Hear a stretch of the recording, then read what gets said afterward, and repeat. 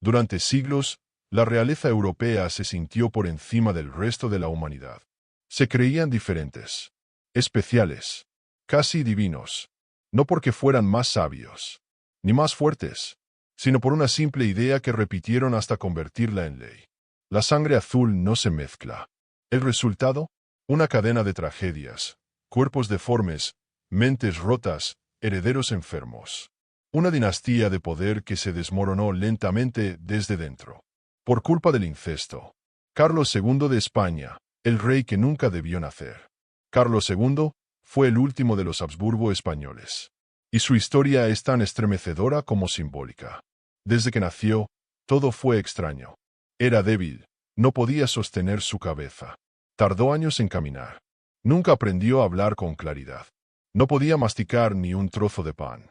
Su lengua era tan grande, su mandíbula tan deformada, que parecía que algo se hubiera desconfigurado al construir su cuerpo.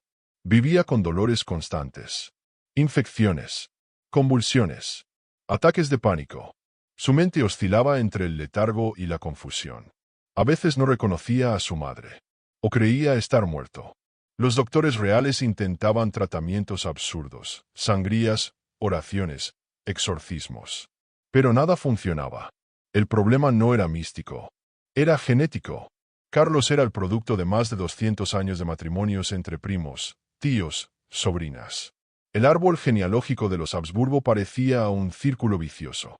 Su rostro, con una mandíbula prominente y ojos hundidos, se volvió el símbolo visual de una dinastía en ruinas.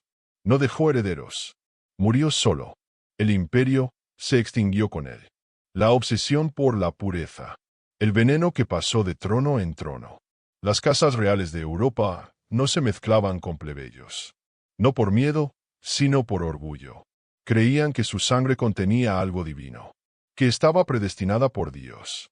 Así que los matrimonios no eran por amor. Eran pactos políticos, genéticos. Pero al cerrar su círculo, crearon su propia maldición. La genética necesita variedad para mantenerse fuerte. Cuando se cruzan los mismos genes una y otra vez, las mutaciones aparecen. Enfermedades raras, trastornos mentales, fallos físicos. Y aún así, lo repitieron. En Francia, Austria, Rusia, Inglaterra, Alemania, Portugal. En toda Europa los tronos eran heredados por hijos cada vez más frágiles, más inestables, más atormentados. La reina Victoria y la enfermedad real. Victoria del Reino Unido fue una de las reinas más influyentes de la historia. Pero también fue la portadora silenciosa de una maldición, la hemofilia. La hemofilia es un trastorno genético que impide que la sangre coagule. Una simple herida puede convertirse en una hemorragia mortal. Ella no la sufría, pero transmitió el gen a sus hijos y nietos. Y como la realeza europea estaba emparentada entre sí, la enfermedad se propagó como un virus entre imperios.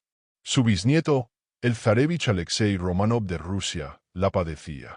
Vivía como prisionero en su propio cuerpo. No podía correr, saltar ni jugar.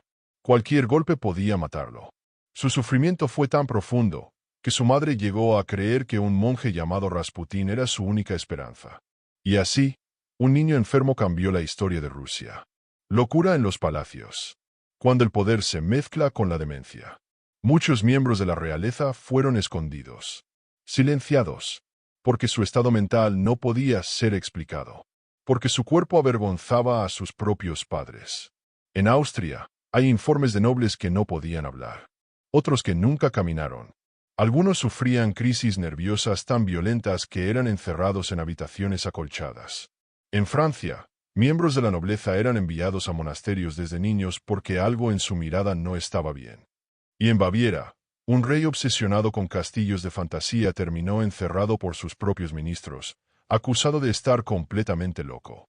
Todo esto era el resultado de mutaciones neurológicas causadas por generaciones de incesto. La herencia de la mutación. ¿Qué pasa cuando la genética dice basta? La genética no miente. Y lo que las casas reales ignoraron, la biología se encargó de castigar.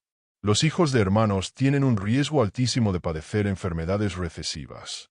Los hijos de primos también. Y si ese patrón se repite generación tras generación, el ADN comienza a colapsar. Los cuerpos se vuelven frágiles. Las mentes, inestables. Los linajes, estériles. Así fue como muchos tronos se quedaron sin sucesores. No por guerras, no por rebeliones, sino porque los cuerpos ya no podían seguir reproduciéndose. La caída silenciosa. Cuando la nobleza ya no puede sostenerse. Las casas reales comenzaron a extinguirse, a desmoronarse desde dentro. Y mientras el pueblo sufría hambre, guerra y peste, sus reyes morían de enfermedades invisibles, incomprensibles, pero autoinfligidas. No fue un castigo divino. Fue una consecuencia inevitable. El precio de haber creído que eran más que humanos. ¿Sabías que hoy en día aún quedan rastros de estos genes? Sí. Algunos descendientes modernos de casas reales aún portan mutaciones de esa época. Síntomas leves, pero reales. Y algunos aún defienden la pureza de su linaje, sin entender que fue esa pureza la que los destruyó. Cuando la historia no se cuenta, se repite. La historia oficial nos enseñó que eran nobles, que eran elegantes, poderosos, superiores. Pero la verdad está escrita en sus huesos, en sus enfermedades, en sus rostros torcidos por el sufrimiento. La sangre azul fue un mito. Y también fue una trampa. Porque cuando el poder se aísla, el cuerpo se descompone. Y la historia de la realeza europea no es solo una historia de castillos y coronas. Es la historia de una advertencia genética que el mundo entero eligió ignorar.